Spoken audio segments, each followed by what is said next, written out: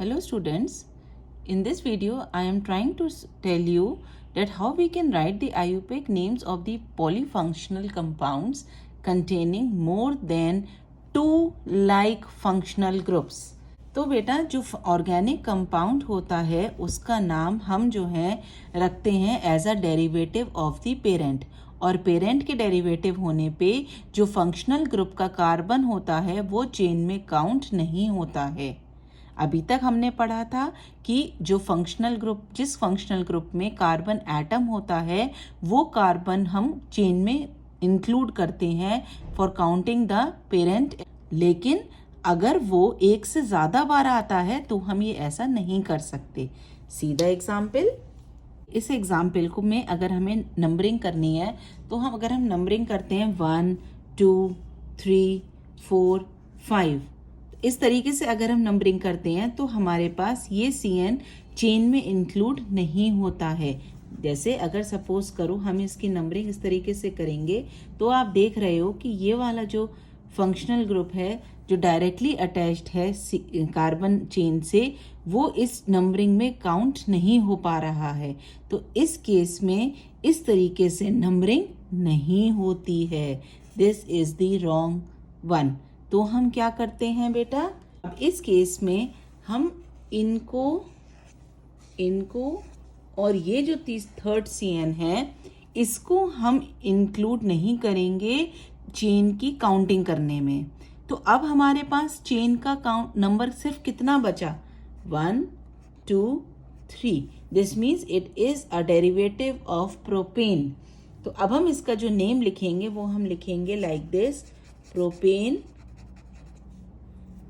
1 2 3 position पे क्या लगा हुआ है, हमारे पास 3 लगे हुए हैं CN ग्रुप। अब now this CN will not be called as nitrile, it will be called as carbonitrile। क्या कहा जाएगा, carbonitrile। See this example, if we number the chain 1 2 3 4 5 6, ये लॉन्गेस्ट चेन बनती, बट दिस CHO चेन में count नहीं होगा। तो अब हम क्या करेंगे, अब हम इस वाले केस में क्योंकि सेम फंक्शनल ग्रुप है, मोर देन 2 टाइम्स है और डायरेक्टली अटैच है कार्बन चेन से, तो हम इसको इंक्लूड नहीं करेंगे while counting the number of carbon atoms in the carbon chain. अब हम इसकी नंबरिंग करेंगे। Numbering will start from this and, और इसी एंड से क्यों शुरू हो रही है, राइट हैंड साइड से, because of the locant rule. Second position पे सब्स्टिट्यूएंट आ रहा है, यहाँ से अगर हम नंबरिंग शुरू करते 1 2 3 तो 3 पोजीशन मिलती। सो it will start from the right hand side. So now it's name will be, since it is 1 2 3, so 4 carbon की चेन है, it will B butane and the number will be 1 2 4 position, 1 पे है, 2 पे है, 3 पे क्या है, try. And now in this case we will write is at carbaldehyde, जैसे एल्डिहाइड है उसी का हम लिख देते हैं carbaldehyde. See the other example. अब बेटा ये वाला एग्जाम्पल देखिए, अगर लॉन्गेस्ट चेन सेलेक्ट करते तो 1 2 3 4 5 6 7 की होती, लेकिन अपर COH ग्रुप जो है वो इंक्लूड नहीं होता। तो इस केस में हम क्या कर रहे हैं, हम तीनों फंक्शनल ग्रुप को इंक्लूड नहीं करेंगे क्योंकि तीनों सेम हैं। तो अब हमारे पास जो चेन बचती है वो बचती है 1 2 3 4 5 कार्बन की चेन बचती है। अब नंबरिंग आप राइट से करो चाहे लेफ्ट से करो, 3 पोजीशन पे ही मिडिल वन आएगा तो कोई फर्क नहीं पड़ता। तो अब इसका नेम हो जाएगा pentane 1 3 5 try. Now it will be known as carboxylic acid। Simple है बेटा, carboxylic acid. C the other example. यहाँ पे देखिए बेटा, ट्रीटेड 1 2 3 4 5 कार्बन की चेन अगर लॉन्गेस्ट चेन मानते तो ये वाला फिर इंक्लूड नहीं होता, तो इसका मतलब ये 5 कार्बन की चेन नहीं है। तो ये हमारे पास किसकी तरह ट्रीट करेंगे, हम इसको पेरेंट तो है लेकिन एंड में लिखेंगे ट्राई कार्बोक्सिलिक एसिड। अब बचता है 1 2 3, 3 पोजीशन पे 3 पेरेंट के कार्बन की चेन हो गई। तो ये क्या है? It is propane. लेकिन इस प्रोपेन में जो ये वाला OH ग्रुप है ये भी तो प्रेजेंट है। ये किस पोजीशन पे प्रेजेंट है? 2 हाइड्रोक्सी। अब ये सब्स्टिट्यूएंट की तरह ट्रीट करेंगे, so it will not be treated as alcohol, it will be treated as hydroxy. So 2 hydroxy propane, तो इसका नेम हो गया। और बाकी जो हमारे पास ये 3 COH ग्रुप बचे, इनको हम उसी तरीके से नंबर लिखेंगे 1 2 3 ट्राई कार्बोक्सिलिक एसिड। अब बेटा ये कंपाउंड देखिए ध्यान से। इस कंपाउंड में जो हमारे पास ग्रुप्स हैं वो हैं COH COH COH।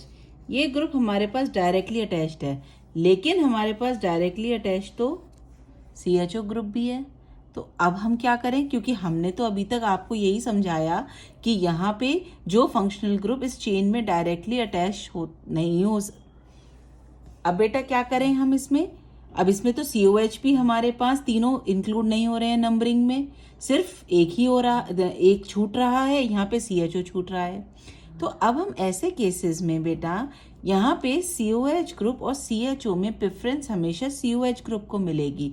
तो जो ये वाला CHO ग्रुप होगा it will be treated as a substituent. तो ये हमारे पास किसकी तरह ट्रीट हो जाएगा? सब्स्टिट्यूएंट की तरह ट्रीट करेंगे हम। तो अब जब सब्स्टिट्यूएंट की तरह ट्रीट करते हैं तो CHO ग्रुप का जो नाम होता है वो होता है फॉर्माइल। अब ये किस पोजीशन पे लग रहा है फॉर्माइल? तो अब इसकी नंबरिंग करोगे आप तो 1 2 3, सो इट विल बी 2 फॉर्माइल। अब ये 1 2 3 means it is a chain of 3 carbon, so it will B propane 1 2 3 try carboxylic acids. कुछ बुक्स में बेटा इस वाले CHO को भी सब्स्टिट्यूएंट की तरह ट्रीट कर लिया गया है, लेकिन आप कंफ्यूज नहीं करेंगे क्योंकि COH ग्रुप को प्रेफरेंस मिलती है CHO से, इसीलिए इसको तो हम ट्रीट करेंगे इस तरीके से, और यहाँ पे ये CHO ट्रीट हो जाएगा as a substituent group. Now see the other class of compounds. अब बेटा हम यहाँ पे डिस्कस कर रहे हैं जब हमारे पास 3 लाइक ग्रुप्स हैं लेकिन वो डायरेक्टली अटैच नहीं है कार्बन चेन से, तब हम क्या करेंगे? सीधी एग्जाम्पल। अब आप यहाँ पे देखिए बेटा, इस वाले कंपाउंड में 3 CN ग्रुप नजर आ रहे हैं, लेकिन इस 3 CN, अब बेटा आप इस कंपाउंड में देखिए हमें 3 CN ग्रुप्स दिख रहे हैं 1 2 3, लेकिन अब आप बेटा ये वाला कंपाउंड देखिए, इसमें हमारे पास 3 CN ग्रुप्स हमें दिख रहे हैं 1 2 3, लेकिन इस 3 CN ग्रुप्स में से ये वाला जो CN ग्रुप है it is not directly attached to the chain, because when we are numbering the chain we get this is the longest chain, and this CN, since it is not directly attached to the carbon chain, main parent chain, so it will be treated as a substituent. तो अब ये जो हमारे पास group है ये हमारा बन जाता है substituent ग्रुप। तो अब इसका नॉमेनक्लेचर हम कैसे करेंगे? Now this group is present at the 3 position. 3 position पे हमारे पास यहाँ पे साइनो है। Now when the CN is treated as a substituent group, its name is cyano. So 3 position पे cyano, but this cyano is attached to CH2. तो अगर इस CH2 में से ये हटा दो तो it will be CH3, means it is the methyl group. So it will be 3 cyanomethyl, and the other name will be, it is a 6 carbon chain, so it will be hexane 1,6 dinitrile। ये nomenclature तो हमारा वही रहता है कि 2 functional group अगर same present होते हैं तो लास्ट का ई ड्रॉप आउट नहीं होता है। हम हेक्सेन पूरा नाम लिखते हैं, फिर हम लिखते हैं उसकी पोजीशन फंक्शनल ग्रुप की 1,6 and we use dinitrile. See the other example? Well, again COH is not directly attached to the carbon chain. So here this will be treated as the substituent group. और जब ये substituent होता है तो ये क्या बोला जाता है? Carboxy. So its name will be, now the numbering will be start from 1, 2, 3, 4, 5, 6, 7 following the locant rule. यहाँ से नहीं शुरू करेंगे, लोकेंट को बहुत ज़्यादा नंबर मिलेगा. So the numbering will start from the right hand side. So it will B 3 carboxy methyl and it is a 7 carbon chain, so it will be heptane 1,7 dioic acid. See one more example. So again in this example, this CHO is the substituent group. So its name will be 1, 2, 3, 4, 5, 6. So now it will be 3. Now what we write it when CHO is a substituent? Formyl, methyl, and 6 carbon chain means hexane 1,6 dial. ये बेटा एक general table है आपके लिए जो आपको learn करनी है.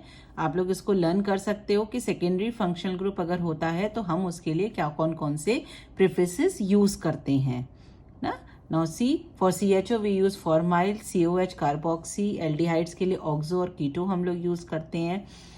एस्टर्स के लिए alkoxy carbonyl, sometimes we also use it as the carb alkoxy, पर वो बहुत कम यूज करते हैं हम लोग. COCl के लिए क्लोरो कार्बोनाइल, CN के लिए साइनो, अमाइड्स के लिए हम लोग यूज करते हैं कार्बोमाइल और carboxamido. Similarly these are the common secondary functional groups. For halogens we use halo, for OH hydroxy, ethers के लिए एल्कोक्सी यूज करते हो. NH2 के लिए अमाइनो. अगर आपके पास ये 1 डिग्री अमाइन है, 2 डिग्री अमाइन है तो हम यूज करेंगे एल्काइल अमाइनो, 3 डिग्री अमाइन है तो डाई एल्काइल अमाइनो. और ये ग्रुप होता है SH which is the opposite for this OH. Oxygen की जगह हमने सल्फर से रिप्लेस कर दिया. कॉमनली हम इसको अगर ग्रुप में लगा होता है तो इसके लिए हम यूज करते हैं थाईऑल, THIOL, थायोल. लेकिन अगर ये प्रीफिस में यूज करते हैं तो हम इसको यूज करते हैं सल्फेनाइल और मरकैप्टो.